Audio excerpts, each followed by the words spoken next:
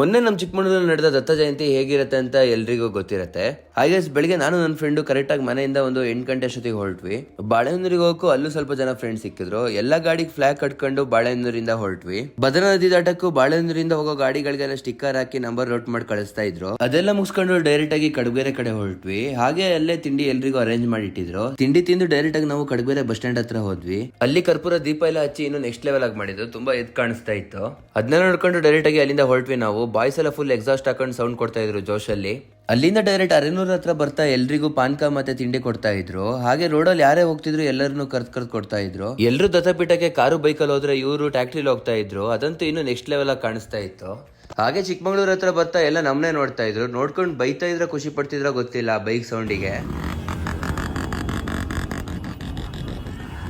ಹಾಗೆ ಎಂಟ್ರೆನ್ಸ್ ಹತ್ರ ಬರ್ತಾ ರೋಡ್ ಅಂತೂ ಫುಲ್ ಬ್ಲಾಕ್ ಆಗೋಗಿತ್ತು. ಎಲ್ಲ ಗಾಡಿ ಚೆಕ್ ಮಾಡ್ಬಿಡೋದ್ರಿಂದ ತುಂಬಾ ಲೇಟ್ ಆಗಿ ಹೋಗಿತ್ತು. ಹಾಗೆ ಎಂಟ್ರಿಲಿ ಬೈಕಿಗೆ ಮತ್ತೆ ಸ್ಟಿಕ್ಕರ್ ಎಲ್ಲ ಹಾಕಿ ಅಲ್ಲಿಂದ ಹೊರಟ್ವಿ ನಾವು. ಹೋಗ್ತಾ ಹೋಗ್ತಾ ಬಿಸಿಲು ಅಂತೂ ಇರ್ಲಿಲ್ಲ. ಫುಲ್ ವೆದರೇ ಚೇಂಜ್ ಆಗೋಯ್ತು. ಫುಲ್ ಮಂಜಾಗ್ತಾ ಬಂತು.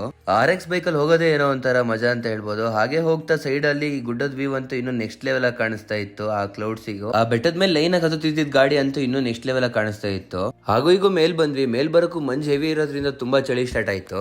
ಹೋಗಿ ದರ್ಶನ ಎಲ್ಲ ಮುಗಿಸ್ಕೊಂಡು ಅಲ್ಲಿಂದ ಡೈರೆಕ್ಟ್ ಆಗಿ ಮಾಣಿಕ್ಯದಾರದ ಕಡೆ ಹೊರಟ್ವಿ. ಮೇಲ್ಗಡೆಯಿಂದ ಹೋಗ್ತಾ ದತ್ತಪೀಠ ಅಂತೂ ಇನ್ನು ನೆಕ್ಸ್ಟ್ ಲೆವೆಲ್ ಆಗಿ ಕಾಣಿಸ್ತಾ ಇತ್ತು ಫುಲ್ಲು. ಹಾಗೆ ಮಾಣಿಕ್ಯದಾರದಿಂದ ಬೆಟ್ಟದ ವ್ಯೂ ನೋಡ್ಕೊಂಡು ಹಾಗೆ ದೇವಿರಾಮನ್ ಬೆಟ್ಟ ನೋಡ್ಕೊಂಡು ಅಲ್ಲಿಂದ ವಾಪಸ್ ಹೊರಟ್ವಿ. ಎಷ್ಟೇ ಆದ್ರೂ RX ಬೈಕಿಗಂತೂ ಫ್ಯಾನ್ ಬೇಸ್ ಅಂತೂ ಕಮ್ಮಿ ಆಗಲ್ಲ. ಇಲ್ಲಿಗೆ ನನ್ನ ಮಿನಿ ಲಾಗ್ ಎಂಡ್ ಮಾಡ್ತೀನಿ ಗೈಸ್. ಬಾಯ್ ಬಾಯ್.